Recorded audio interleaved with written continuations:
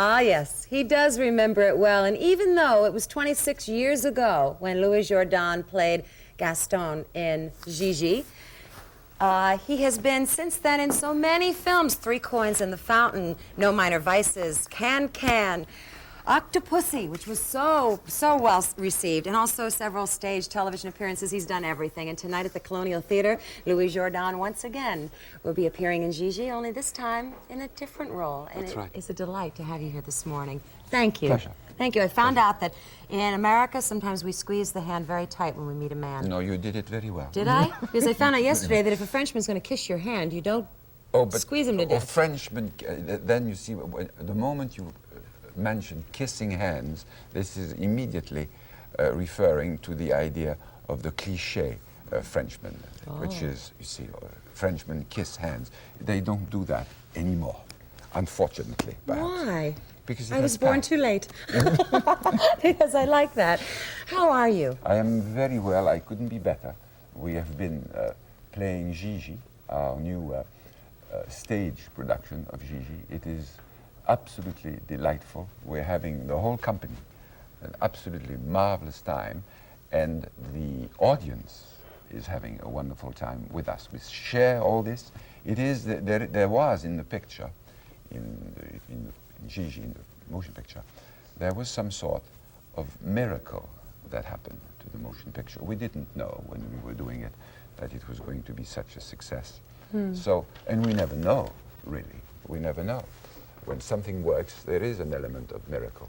Well, in this production of Gigi, which we are doing at the Colonial Theater in Boston for 4 weeks, there is this element again of miracle, because it works. We don't know why, but it works. And you know, Louis, I'm thinking there's a whole generation that has never known Gigi until now. I mean, you're bringing it back. True. But what I love, and because I thought so much of Maurice Chevalier, Yes. is, and so did you, I know, you now play Honoré, which was the role that Maurice played. Maurice Chevalier played, yes.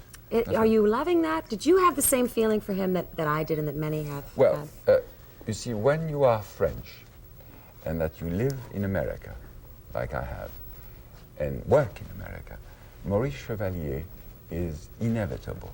He is inescapable. He is there whether you like it or not. He is the one personality which is the most responsible for the idea of the Frenchman from above. You know, you have had an extraordinary life, and I want to let some people know things that perhaps they don't know. You've left the comforts of your Beverly Hills home, where you've been married to the same lady for 30 years, or perhaps a little more. More. And she's also your manager, and you've left... No, she's more than my manager. I have a manager, I have a business manager, I have an agent, but she controls all that and supervises all great?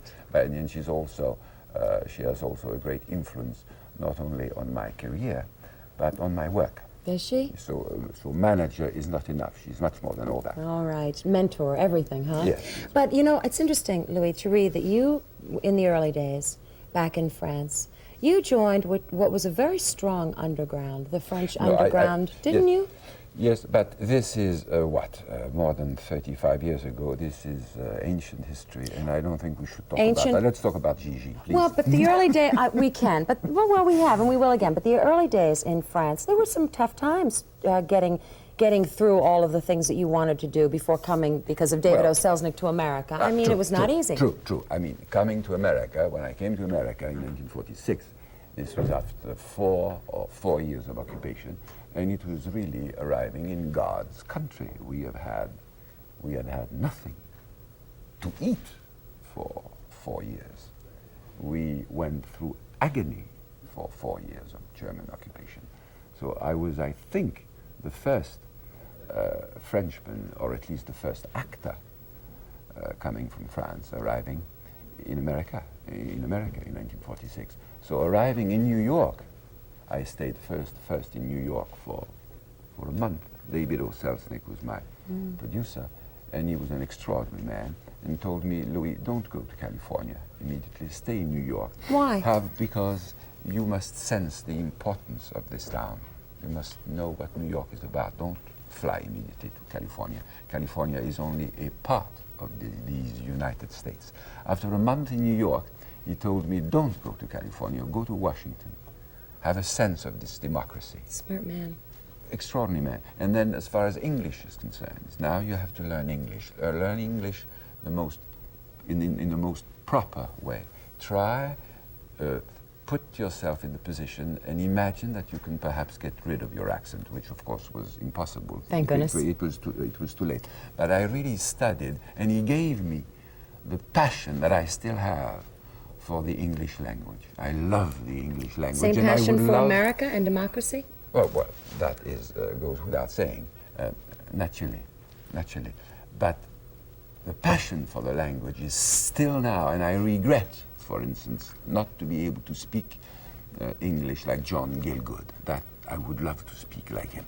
I can't.